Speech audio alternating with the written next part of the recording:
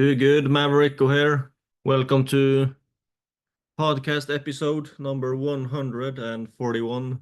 A lot of people would do better if they knew better. A lot of people would do better if they knew better. That's kind of inspired after the quote by Jim Rohn.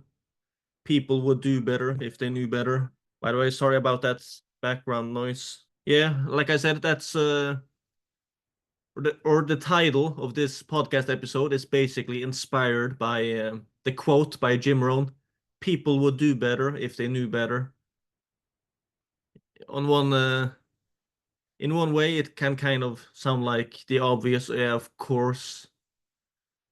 But oftentimes it's not that self-evident that knowledge is the missing piece. So, yeah. A quote by Mark Twain. It ain't what you don't know that gets you in trouble. It's what you know for sure that just ain't so. Mark Twain. My people are destroyed for lack of knowledge. Hosea 4:6a. Or yeah, the beginning of Hosea 4:6 in the Bible. My people are destroyed for lack of knowledge. Yeah. Of course, knowledge, it's not the solution to everything, but it can solve a lot. So yeah. If you want to do better, maybe you should know better. But I guess that's a kind of extrapolation of that concept. So yeah, here I am making a podcast episode about it because yeah, it's basically one of the things I wish I knew earlier. So yeah. And when it comes to knowledge these days, they say we are living in the information age. But in many ways, I think we are living in the misinformation age or the indoctrination age because it's not really that easy always. People say it's like a saying these days. Just Google it. Yeah, but it's not always that easy because sometimes you can Google things without even finding it because Google, it's not some kind of super lexicon that will show you everything that exists on the internet if you search for it. It's not that, that's not how it works because it is a search engine and there's a lot of things that goes into that.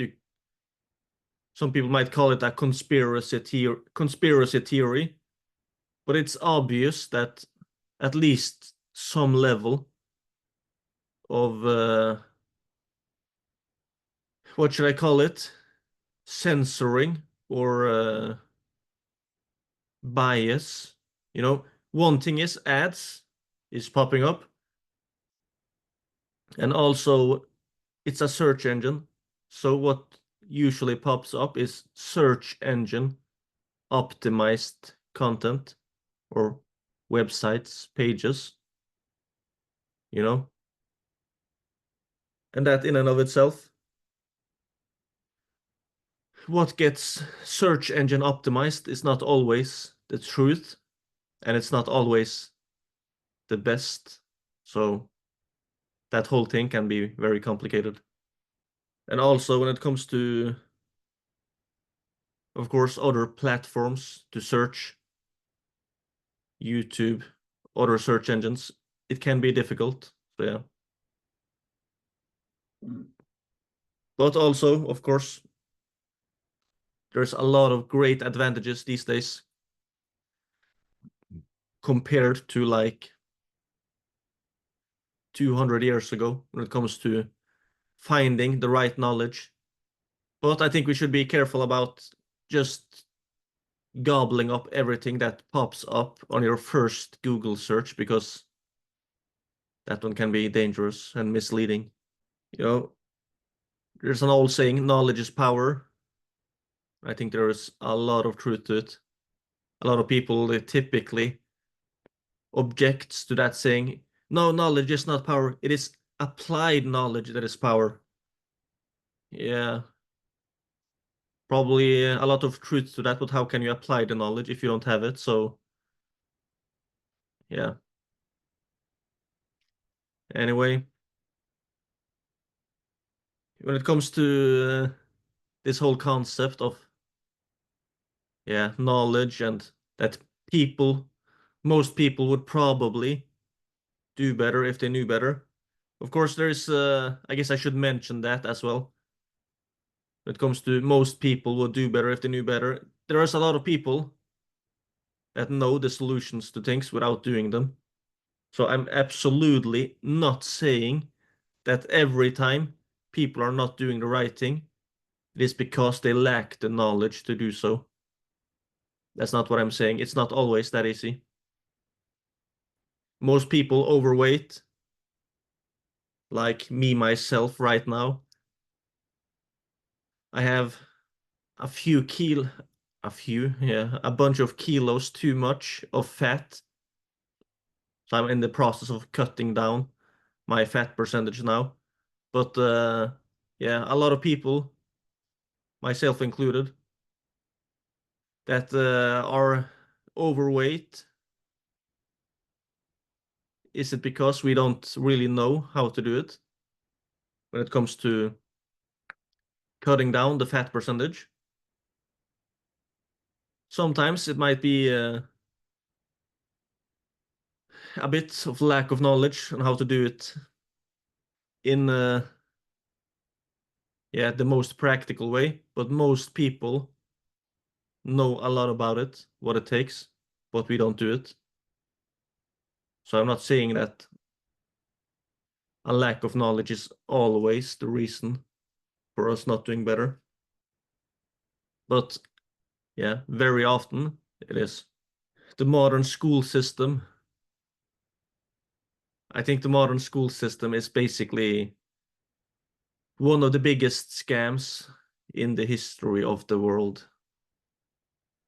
It varies from country to country, but especially if you look at America, how the prices for those college degrees and stuff, after the 10 years of primary school, all those extra years after primary school, when it comes to higher education, how those prices for those kind of educations has increased like crazy the last few decades, and also how whacked out a lot of those degrees and programs really are.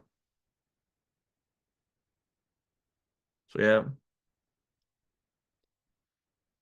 when I say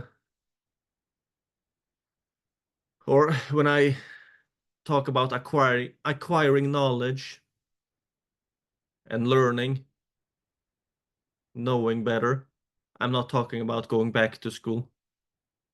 For maybe a tiny percentage of people, maybe that's the solution, but that's not what I'm talking about. There's a lot of other sources out there.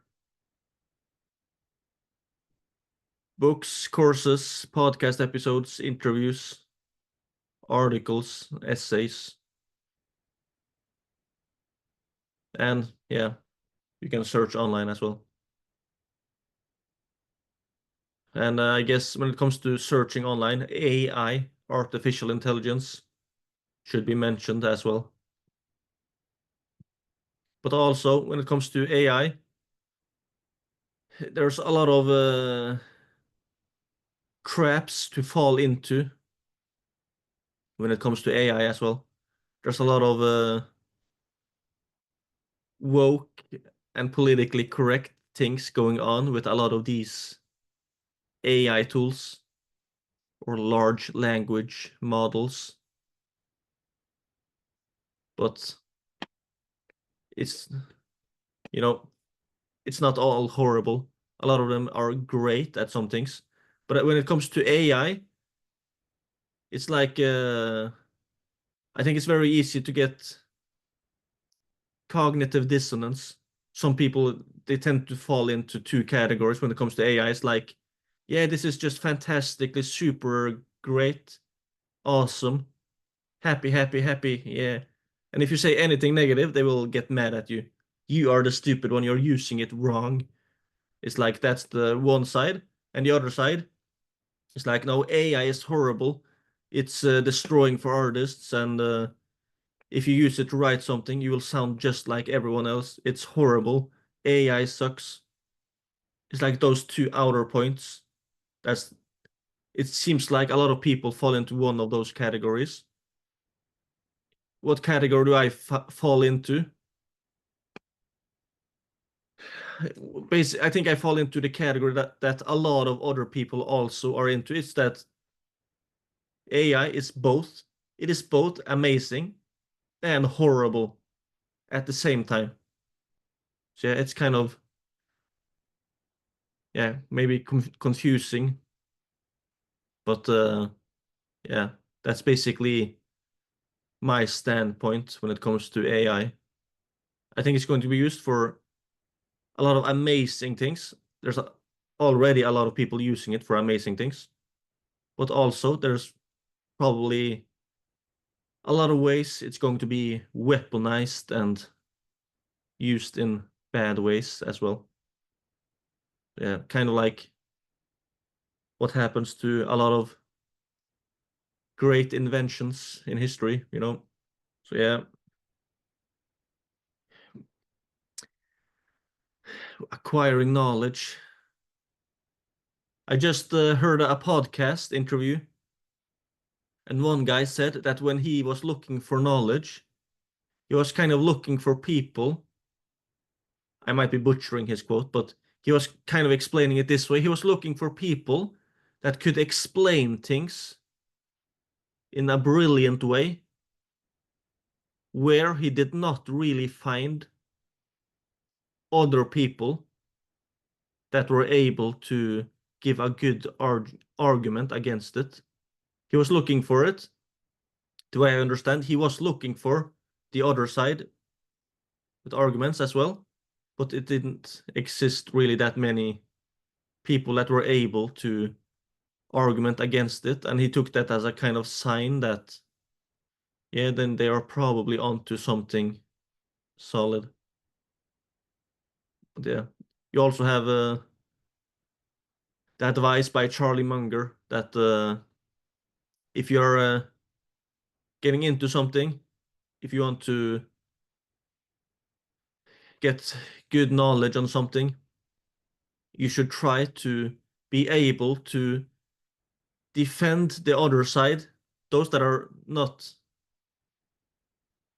not agreeing with you. You should be able to explain their side of the argument better than they are able to themselves, so that you understand both sides and don't jump to conclusions too early.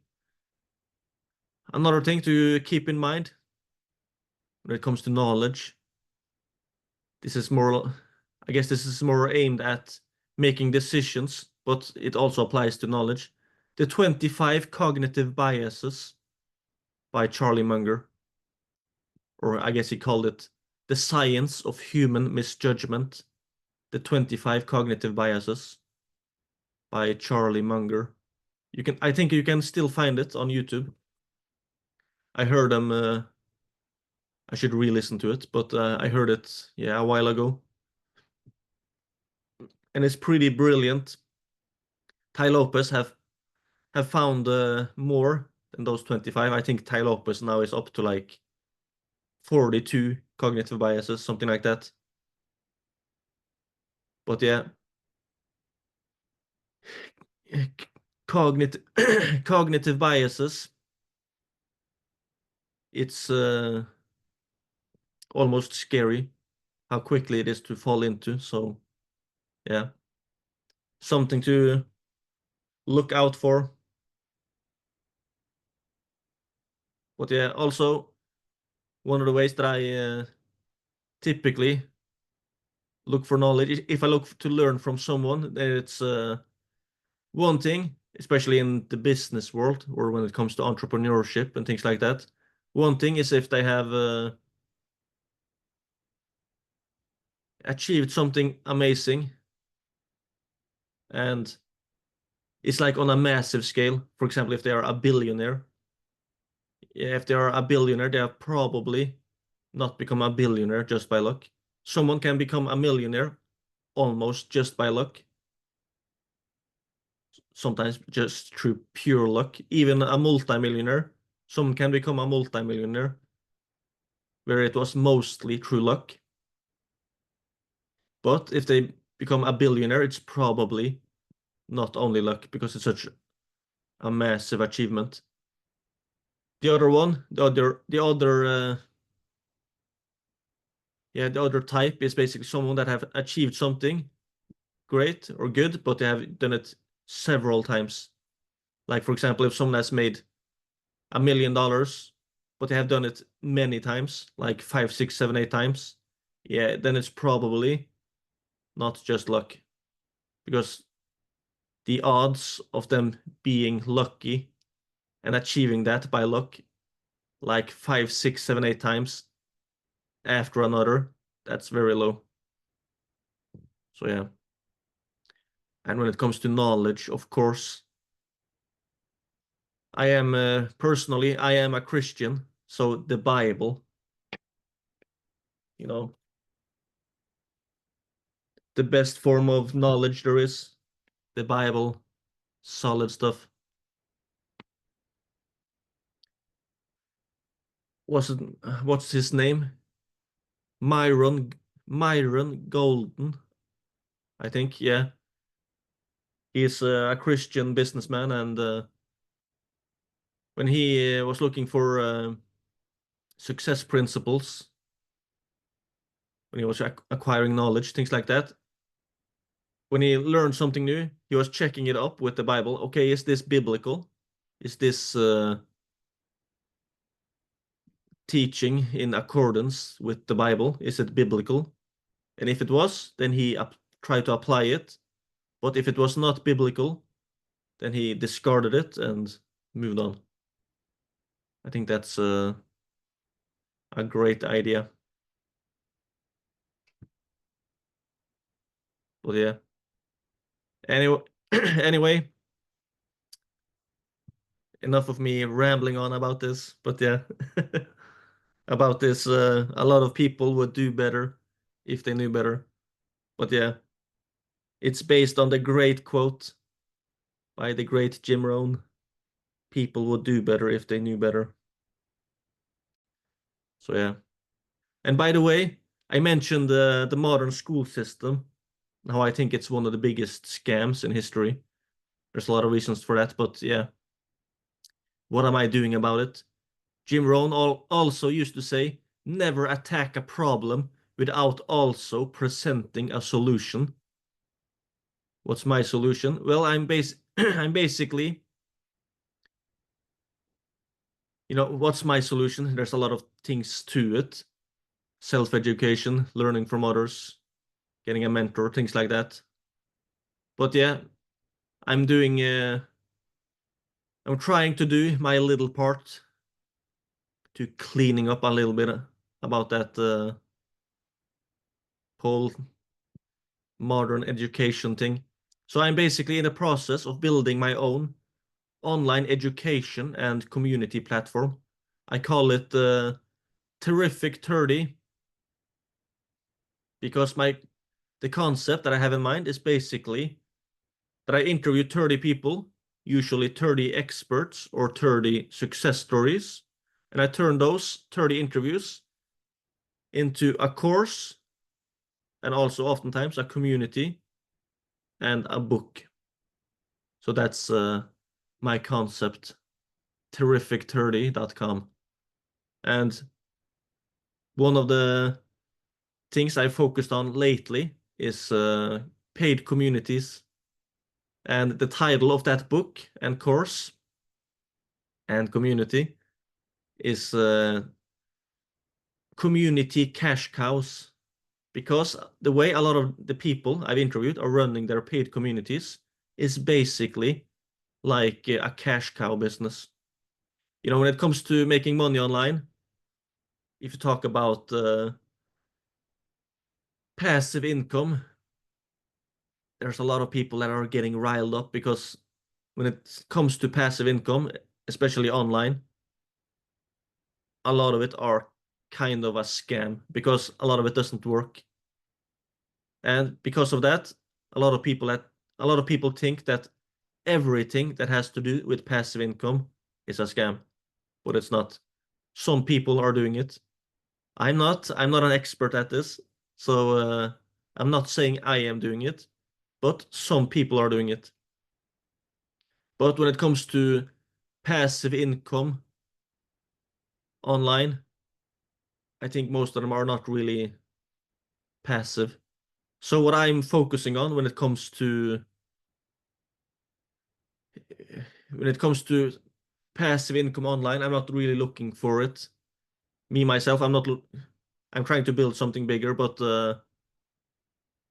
when it comes to alternatives, I kind of look for semi-passive income for those that are looking for